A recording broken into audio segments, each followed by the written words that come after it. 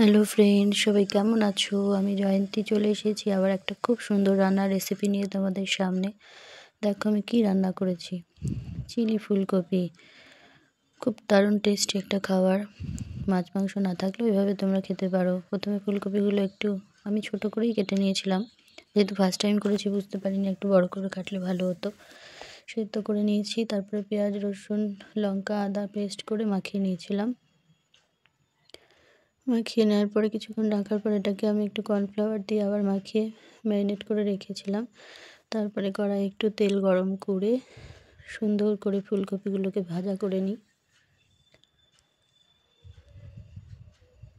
একটু সুন্দর করে মাখিয়ে নিতে হয় মশলাগুলো দিয়ে, যাতে ভেতরে মশলাগুলো ঢোকে। সেইভাবেই মাখিয়ে আমি কিছুক্ষণ সময় একটু রেখে দিয়েছিলাম ম্যারিনেট করে। যত বেশি মাখাবে তত বেশি সুন্দর হবে। এই যে মাখানোর পরে দেখো, ম্যারিনেট করার অনেকক্ষণ পরে কি সুন্দর মশলাগুলো ভেতরে ঢুকে গেছে। তারপরে আমি কড়াইতে একটু তেল দিয়ে নিয়েছিলাম, বেশি তেল দিইনি, অল্প তেলেই একটু সময় নিয়ে ভাজা করছিলাম। বেশি তেল দিলেও তেলটা অনেকটা চলে যাবে। সব দিকেই তো রক্ষা করতে হয়, সংসার চালাতে গেলে খরচাটাও দেখতে হয়, তাই তেলটা আমি খুব কম পরিমাণে ইউজ করি। তেলে ভেজে নিয়েছি, একটু বেশি সময় লেগেছিল, অল্প তেল নিয়েছি যেহেতু। অনেকবার করে একটু একটু করে ভাজা করে নিয়েছি, আর ভাজতে ভাজতেই সেদ্ধ হয়েছিল, আর খুব টেস্টি হয়েছিল খেতে। এরকমভাবে সুন্দর করে লাল লাল করে ভাজা করে নিতে হবে।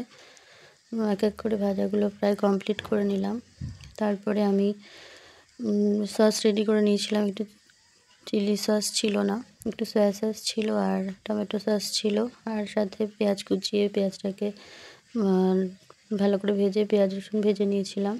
তারপরে তার সাথে সস দিয়ে নাড়িয়ে চাড়িয়ে নিয়ে তারপরে ফুলকপিগুলো দিয়ে দিয়েছিলাম। আর ওই পেঁয়াজ ভাজার অংশটা আমি শ্যুট করতে পারিনি, তাই দেওয়া হয়ে ওঠেনি।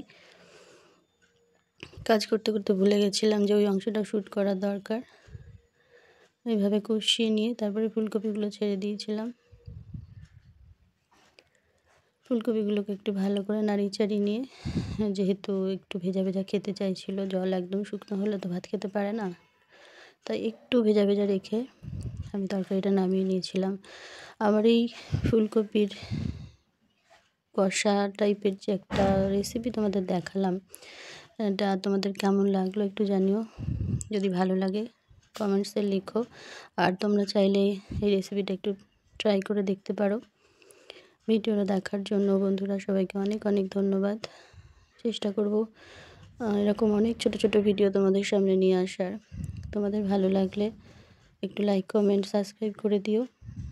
আজকের মতো ভিডিওটা আমি এখানেই শেষ করলাম। টাটা, সবাই খুব ভালো থেকো। আবারও আসবো অনেক নতুন নতুন ভিডিও নিয়ে তোমাদের সামনে। আজকের মতো চলে গেলাম, বাই বাই।